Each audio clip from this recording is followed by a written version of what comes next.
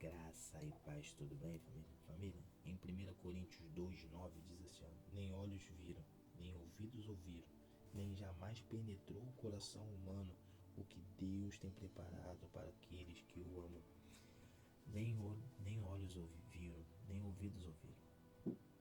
O que Deus tem preparado para a sua vida, o que Deus tem preparado para a minha vida, o que ainda não penetrou o nosso coração, o que Deus tem preparado.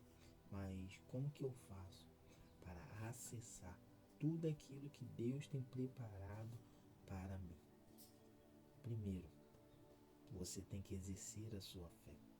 A fé é o firme fundamento das coisas que não se vê, mas que sabemos que vai acontecer. Não adianta você querer receber o que Deus tem para a sua vida se você não crer que vai acontecer. Mas ter fé não é acreditar que as coisas que você quer vai acontecer no momento que você quer, mas é você acreditar que Deus vai fazer o que te prometeu no momento e na hora certa que Ele achar adequado. Ter fé é você saber que Deus está agindo a teu favor, por mais que você não vê. Como diz o versículo, nem olhos viram, nem ouvidos ouviram, nem jamais penetrou o coração humano que Deus tem preparado para aqueles que o amam. A vontade de Deus é boa, perfeita e agradável para a nossa vida. Por mais que nós não estejamos vendo, por mais que nós não conseguimos visualizar com os nossos olhos carnais, nós temos que exercer nossa fé e acreditar que Deus vai cumprir a promessa que Ele fez na nossa vida. Deus não é homem para que minta, nem filho do homem para que se arrependa. Se Ele fez uma promessa, Ele vai cumpri-la. Mas toda promessa ela passa por um tempo de espera.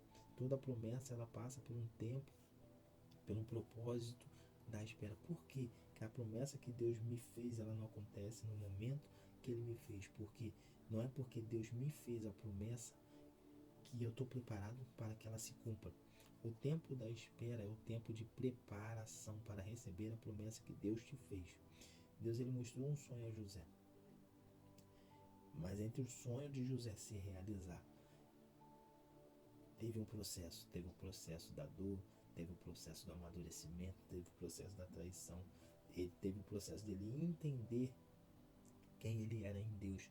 Quando você entende quem você é em Deus, qual o propósito que Deus tem na sua vida, qual o propósito que Deus tem para você, e você se posiciona no centro da vontade dele, as promessas que ele te fez vão se cumprir. Então, se coloque no centro da vontade de Deus, se posicione para viver e fazer o que Deus tem para você. Quer viver as promessas de Deus? Quer que as bênçãos do Senhor te alcancem? Quer viver a boa, perfeita vontade dele aqui na terra? Para você viver tudo isso, você tem que estar posicionado no centro da vontade dele. Você tem que deixar de fazer as suas vontades para fazer a vontade dele. O apóstolo Paulo disse, não vivo mais eu, mas Cristo vive em mim. Quando nós declaramos que nós não vivemos mais nós, mas Cristo vive em nós, nós estamos declarando que nós não fazemos mais a nossa vontade. Nós não fazemos o nosso querer, mas vivemos a boa, perfeita vontade de Deus. Quando nós declaramos que Cristo vive em nós estamos declarando que Deus é o centro, que Deus nos guia, que os nossos passos são guiados pela vontade de Deus. E quando nós entendemos isso, nós vivemos essa palavra. As bênçãos do Senhor ela vai nos alcançar quando nós estivermos posicionados no centro da vontade dele.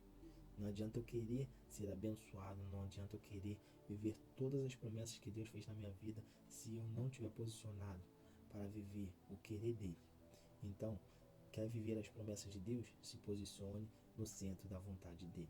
E que Deus ele possa te abençoar, que essa mensagem ela possa chegar como uma flecha no seu coração.